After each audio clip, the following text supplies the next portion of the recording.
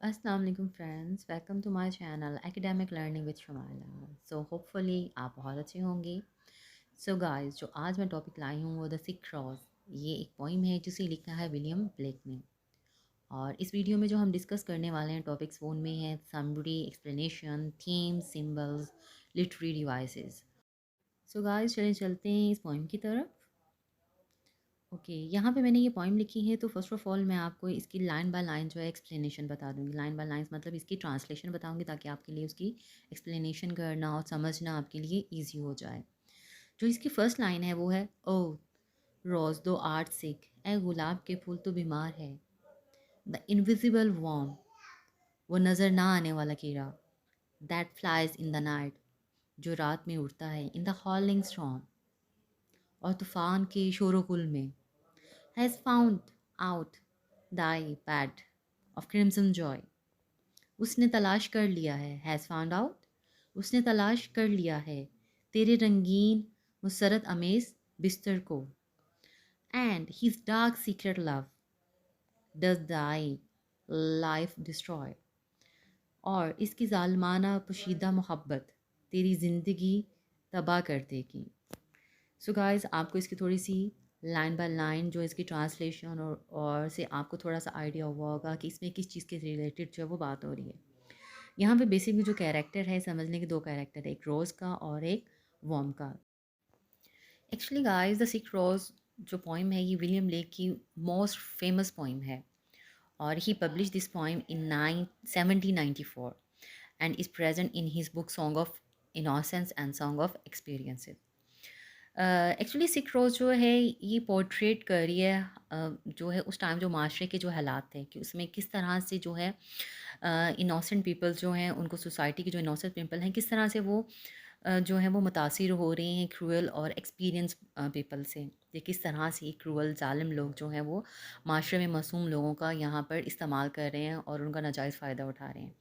तो अगर हम देखा जाए तो यहाँ पे रोज़ जो है वो तशबीह दे रहे हैं, सिंबलिज़्म कायरा सिंबल कर रहा है यहाँ पर फ़ीमेल को, फ़ीमेल वर्जिनिटी को यहाँ पे सिंबल कर रहा है। और यहाँ पर जो है वॉर्म, वॉर्म जो है वो मेल पार्ट से भी कह सकते हैं और क्रूअल पीपल जो है उस माशरे में उनसे यहाँ पे कर रहा है कि वो यहाँ पे ये बताना चाह रहा है इस एग्जाम्पल को लेते हुए रोज़ और वॉर्म से कि किस तरह के जो क्रूअल पीपल हो जो मीन पीपल होते हैं किस तरह से लोगों को इस्तेमाल करके वो अपना टाइम निकालते हैं, अपना टाइम पास करते हैं और किस तरह से वो यहाँ पे जो है वॉर्म जो है, अगर मैं हम इसको इस पोइम के नज़रिए से देखूँ कि किस तरह से वॉर्म ने जो है फूल जो बहुत एक नाजुक मिजाज का है और रेड कलर है, आपको पता है फूल जो बेसिकली वो लव को रिप्रेजेंट कर रहा है, तो कह रहे हैं यहाँ पर वो किस तरह से उसको वॉर्म यहाँ पे डिस्ट्रक्शन को शो कर रहा है कि वो किस तरह से इस फूल को तबाह कर रहा है। बेसिकली तो फूल जो है उसको इस्तेमाल करके रोज़ जो है यहाँ पे वो सिक हो चुका है।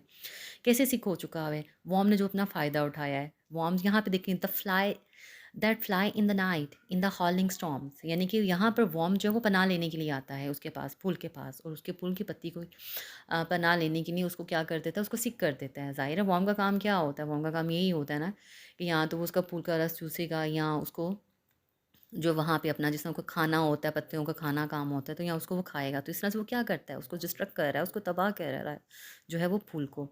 तो यहाँ पर इसका ये मुराद है कि लोग जो क्रूअल पीपल हैं, जो सोसाइटी में, माशरे में हो रहा है, लोग ऐसे ही कर रहे हैं कि अपने आप को मतलब कि अपना तरक्की चाहने के लिए वो दूसरों को, लोगों को दबा रहे हैं। सिर्फ़ अपने फ़ायदा देख रहे हैं, लोग अपने फ़ायदे के लिए दूसरों का इस्तेमाल कर रहे हैं, यूज़ कर रहे हैं। और वहाँ पे उस टाइम जो कंडीशंस चल रही थी वो यहाँ पे ये भी कंडीशन शो कर रहे हैं कि लोग किस तरह से जो है फीमेल वर्जिनिटी को यहाँ पे सेक्सुअलिटी के ज़रिए किस तरह से उनका जो फ़ायदा उठाया जा रहा था। और दूसरा अगर हम नेक्स्ट इसके पैराग्राफ में इसका जो नेक्स्ट जो है स्ट्रेंजा उसमें देखें, has found out the bed of crimson joy and his dark secret love does thy life destroy. तो देखिए इन 4 लाइन्स का भी यही मतलब है कि बेड जो है यानी कि जो क्रिम्सन जॉय का एक ज़रिया है। किसके लिए ज़रिया है? वॉर्म के लिए। वॉर्म जो है वो यहाँ पर अपनी रात गुजारता है और अपने जो है लाइफ का बहुत हसीन पल यहाँ पे वो गुज़ारता है और किस तरह से जब वो यहाँ गुज़ारता है, लेकिन वो ये नहीं सोच रहा कि इस वजह से जो रोज़ है वो बीमार हो रहा है, उसकी लाइफ जो है वो डिस्ट्रॉय हो रही है, कि जिस तरह से उस रोज़ को इस्तेमाल कर रहा है वो उसको डिस्ट्रॉय कर रहा है।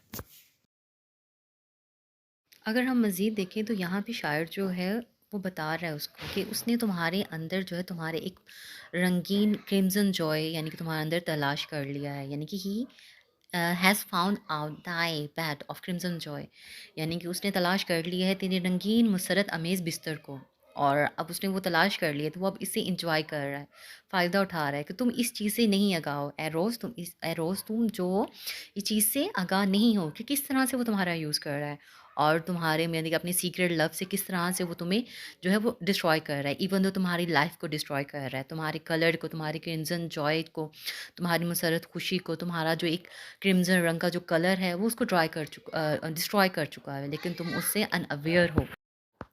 सो गाइस, एक रोज़ की समरी के बाद हम बढ़ते हैं इसके एनालिसिस की तरफ कि उसका स्ट्रक्चर ऑफ पॉइंट कैसा है, थीम कैसे हैं और सिंबल्स कैसे हैं। तो पहले हम स्ट्रक्चर ऑफ पॉइंट देखते हैं। आपकी आसानी के लिए मैंने यहाँ पर उसको लिख भी दिया ताकि आपके लिए आसान हो जाए। जैसे कि आपको पता है इसमें जो है वो 2 स्टैंज़ा हैं और ईच स्टैंज़ा जो है वो कंसिस्ट है 4 लाइन्स पे। ठीक है? और ये एक्चुअली एक अलैगरी पोएम है। अलैगरी का मतलब ये होता है कि ऐसी पोएम या ऐसा कुछ फ़ैबल कह लें, स्टोरी कह लें, जिसके अंदर आपके लिए एक हिडन मैसेज हो, एक हिडन मीनिंग्स हो, और उसके अंदर जो है वो आपको एक आपको मोरल गेट करें, हासिल करें, नतीजा हासिल करें। तो आप खुद ही देखें यहाँ पे वॉर्म और रोज़ के ज़रिए आप यहाँ से एक मोरल ले रहे हैं कि किस तरह से जो लोग जो हैं, क्रूअल लोग जो हैं, मासूम लोगों का फ़ायदा उठाते हैं सिर्फ़ अपनी खुशी के लिए, अपनी मुसर्रत के लिए। और दूसरा ये है कि यहाँ पर अब क्या है, the quatrains have the rhyming scheme ABCB। तो इसकी राइम स्कीम क्या है, ABCB है। Also it is also a ballad form, ये बैलेट फॉर्म में भी है। There are 2 stress beat in every line except of line number 7 which है 3 बीट्स, यानी कि हर लाइन में कितने स्ट्रेस वर्ड्स हैं, यानी कि 2 स्ट्रेस बीट्स हैं। लेकिन लाइन नंबर 7 में कितनी बीट्स हैं, 3 बीट्स हैं। और punctuation in this poem is also a symmetrical. So अब हम चलते हैं इसके थीम्स की तरफ। सो गाइस, अगर हम इसके थीम देखें तो थीम में जो फर्स्ट थीम है वो है लव का, वायलेंस का, हेट्रेड का, मॉर्टैलिटी का एंड डिस्ट्रक्शन का। तो मैं वन बाय वन जो है इनको थोड़ा थोड़ा सा एक्सप्लेन कर दूंगी। अब बहुत ज़्यादा डिटेल में गई तो ये वीडियो थोड़ी सी लंबी हो जाएगी, सो दैट्स वाई मैं इसको लिटिल बिट एक्सप्लेन करूँगी। यहाँ पर जो थीम है लव का थीम कैसे हो जाएगा, तो यहाँ आपको मैंने बताया है रोज़ जो है वो सिंबल किसकी है, लव की होती है। तो रोज़ को बेसिकली हम जो लेते हैं वो हम प्यार को अपना इजहार के लिए लेते हैं, और प्यार खुद रोज़ जो है वो इट्सेल्फ जो है वो प्यार ही है। तो यहाँ पर जो है वॉर्म जो है वो यहाँ पर उसके साथ क्या करता है, प्यार के लिए एक मुसर्रत के लिए, अपनी खुशी के लिए उसके साथ जो है वो यहाँ पर उसके तूफ़ानी रात में रात गुज़ारने के लिए आता है। तो यहाँ पर एक एलिमेंट जो क्रिएट हो रहा है, एक थीम जो क्रिएट हो रहा है, वो लव का थीम क्रिएट हो रहा है। नेक्स्ट थीम अगर हम बढ़ें तो वो है वॉयलेंस और हेट्रेड। अगर वॉयलेंस कैसी है और नफ़रत कैसी है, वॉयलेंस ऐसी है कि यहाँ पे वॉर्म आपने देखा है, वॉर्म यहाँ पे डिस्ट्रक्शन की अलामत है। ठीक है, खून-खराबे की अलामत है, वॉयलेंस की अलामत है, नफ़रत की अलामत है। क्यों? क्योंकि वो सिर्फ़ अपने फ़ायदा सोचता है, वो नहीं देखता कि किसके साथ क्या हो रहा है। यानी इसी तरह अगर हम माशरे से इसको रिलेट करें, जो विलियम ब्लेक उस टाइम कर रहे थे, कि लोग जो हैं वहाँ पर जो है वो फ़ीमेल की से जो है वो फ़ायदा उठा रहे हैं, सिर्फ़ अपनी मुसर्रत के लिए। और हर तरफ यानी कि उस टाइम यही चीज़ थी, छाई हुई थी, और सब जो है वो अपने फ़ायदे के लिए सोसाइटी में अपने फ़ायदे के लिए सबके समझ लें कि उनके गर्दन पे पाँव रख के कोई कामयाबी हासिल करना चाह रहा है, तो सिर्फ़ कोई अपने दिल की खुशी चाह रहा है, और हर तरफ जो है वॉयलेंस फैला हुआ है, और जो है बेसिकली उनके दिल के अंदर क्या है, एक दूसरे के लिए नफ़रत बढ़ी हुई है। दूसरा अगर हम देखें थीम जो नेक्स्ट थीम है वो मोर्टेलिटी है। मोर्टेलिटी यहाँ पर जो थीम जो है वो शो कर रहा है कि रोज़ किस तरह से अपनी लाइफ का एंड हो रहा है, लेकिन उसको उससे आगाह नहीं है। वॉर्म जो है यहाँ पर कीड़ा जो है वो अपनी चालों से किस तरह से उसने जो है उसको अपनी बातों से रोज़ को फुसलाया है, और किस तरह से वो उसका फ़ायदा उठा रहा है। और यहाँ पे लेकिन रोज़ जो है इट्सेल्फ वो इस चीज़ से आगाह नहीं है कि वो जो है वो मौत की तरफ जा रहा है, वो डेथ की तरफ जा रहा है। ठीक है, तो यहाँ पे मॉर्टेलिटी का थीम जो है वो इस तरह से पेपर हो रहा है। दूसरा हमारा डिस्ट्रक्शन। तो आपको पता है इस पॉइंट में जो वॉर्म जो है वो बेसिकली है ही सिंबल डिस्ट्रक्शन की, तो यहाँ पर सारा जो है वो डिस्ट्रक्शन ही हो रहा है, यानी कि किस तरह से उसकी ज़िंदगी को, यहाँ पे फूल की ज़िंदगी जो है, लाइफ जो है वो तबाह हो रही है, किस तरह से वो बीमार हो रहा है, किस तरह से उसका जो एक क्रिम्ज़न कलर है वो किस तरह से डल हो गया है, वो मुरझा चुका हुआ है, विदर हो चुका हुआ है। तो यहाँ पे सारा जो है डिस्ट्रक्शन है। और अगर माशरे में देखें तो माशरे में भी यही है कि जब इंसान एक एक इंसान दूसरे इंसान का जो फ़ायदा उठाता है, बिला वजह किसी का फ़ायदा उठाता है, तो आप देखें उससे भी क्या होता है, उससे माशरे में डिस्ट्रक्शन पैदा होती है, नफ़रत पैदा होती है, हेट्रेड पैदा होती है। ज़ाहिर है लब तो नहीं वो पैदा होगा। तो यही चीज़ है, जब आप एक दूसरे से सिर्फ़ फ़ायदे के लिए रिलेशन रख रहे हैं या कुछ भी रख रहे हैं, तो उससे क्या होता है, डिस्ट्रक्शन ही पैदा होती हैं। सो नेक्स्ट हम बढ़ते हैं इनके सिंबल्स की तरफ। तो सिंबल्स यहाँ पे रोज़ और वॉर्म है, सिर्फ दो मेन सिंबल्स हैं यहाँ पर जो रोज़ और वॉर्म है। तो आपको पता है, खुद भी आप जानते हैं कि रोज़ जो है वो सिंबल क्या है, लव की, प्यार की और जो खूबसूरती की अलामत है, डेलीकेटी की अलामत है। तो यहाँ पर और वॉर्म को देखा जाए तो वॉर्म यहाँ पे डिस्ट्रक्शन की अलामत है, ठीक है, वायलेंस की अलामत है। सो नेक्स्ट गाइस, अब हम बढ़ते हैं इसकी लिटरेरी डिवाइसेस की तरफ। तो मैंने आपको पहले भी बताया था, इसमें जो ओ का वर्ड जो है यहाँ पे और रोज़, तो वो यहाँ पर स्टार्ट हो रहा है, अपोस्ट्रॉफ़ी है वहाँ पे, अपोस्ट्रॉफ़ी से वो स्टार्ट हो रहा है, क्योंकि जब हम किसी को एड्रेस कर रहे होते हैं तो हमारा क्या होता है, अपोस्ट्रॉफ़ी होता है। तो नेक्स्ट जो यहाँ पे हमारी लिटरेरी डिवाइसेस यहाँ पे लिखी हुई है वो है assonance. Assonance the sound of O in O rose thou आज सिक। तो आपको पता है एजोनेंस होता है द वॉल साउंड की रिपीटेशन को। तो यहाँ पर ओ रोज दो, तो आप देख रहे हैं यहाँ पे ओ जो है वो रिपीट हो रहा है।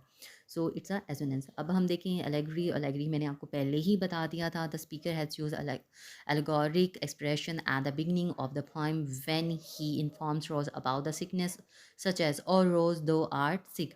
तो यहाँ पे देखें उसका हिडन मीनिंग बता रहा है, उसको बता रहा है, उसका मॉरल बता रहा है कि रोज़ जो है तुम जो क्या हो, तुम बीमार हो चुके हो, तुम बीमार हो।